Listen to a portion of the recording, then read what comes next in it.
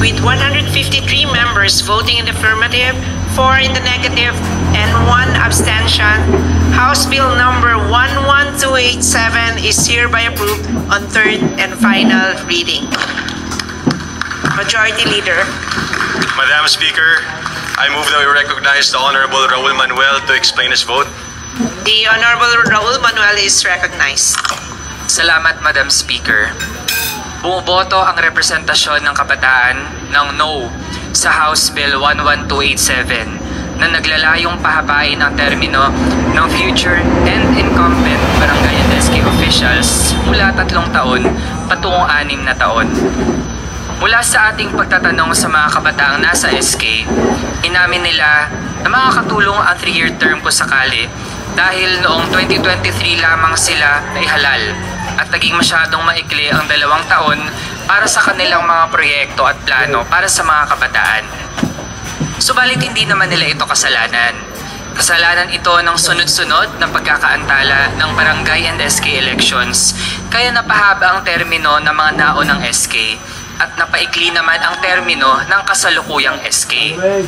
Ngayon, Madam Speaker, naniniwala ang kabataan na hindi 6-year term ang kailangan ng ating mga opisyales sa antas ng barangay. Tinututulan natin ang panukalang batas na ito sa 3 batayan. Una, this bill effectively postpones the upcoming barangay and SK elections and risks being challenged at the Supreme Court, which ruled that barangay and SK elections must not be postponed without grave and sufficient reasons. Pangalawa, labis na makakaapekto ang panukalang batas na ito sa ating mga lider kabataan sa SK. Para maging SK, kailangan ang edad ay nasa 18 to 24 years old. Napakaraming pagbabago ang kinakaharap ng isang kabataan sa puntong ito ng kanilang buhay. Pagpasok sa kolehiyo, pagtatapos sa kolehiyo, paghahanap ng trabaho, paghahanda para magpamilya, at marami pang ibang milestones and major life decisions. Kung ang SK ay tunay na avenue para sa paglikha ng mga susunod na pinuno mula sa hanay ng kabataan, hindi nito kinakailangan ang 6 na taong itatagal ng kanilang termino. Pangatlo at panghuli, Madam Speaker, ang pagpapahaba ng termino ng barangay and SK officials ay magdudulot ng political entrenchment. Sa halip na may halalan kada 3 taon na accountability mechanism ng taong bayan para mapanatili ang pananagutan ng elected officials sa barangay level, tatagal hanggang 6 na taon ang pagkakaupo ng mga opisyal. Mapapalala ang padrino system sa pagitan ng mga opisyal sa barangay level at iba pang antas ng pamamahala.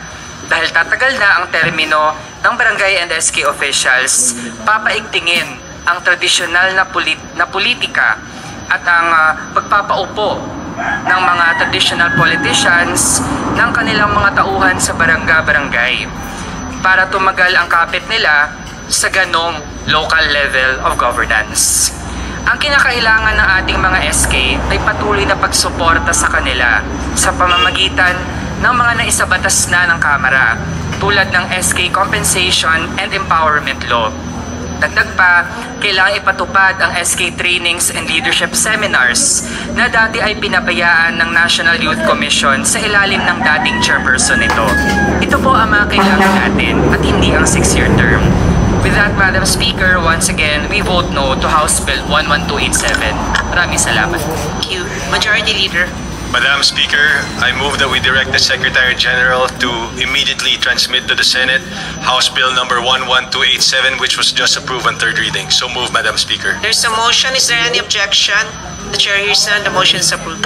Majority Leader. Madam Speaker, I move to designate the following members to the Conference Committee in the disagreeing provisions of House Bill number 11287 and Senate Bill number 2816, fixing the term of office of barangay and Sangguniang Kabataan officials and changing the term of office from 3 years to 6 years. Representative Manuel Sagarbaria, Representative Aurelio Dong Gonzalez Jr., Representative Arnan Panaligan, Representative Maria Victoria Copilar, Representative Faustino Ino Arcegadi V, Representative Ricardo S. Cruz Jr., Representative Jefferson F. Conghun, and Representative J.C. Abalos. There is a motion to designate the aforementioned members to the said conference committee. Is there any objection? The chair hears none. The motion is approved. Majority Leader. Madam Speaker, I move that we suspend session for a few minutes. Session suspended.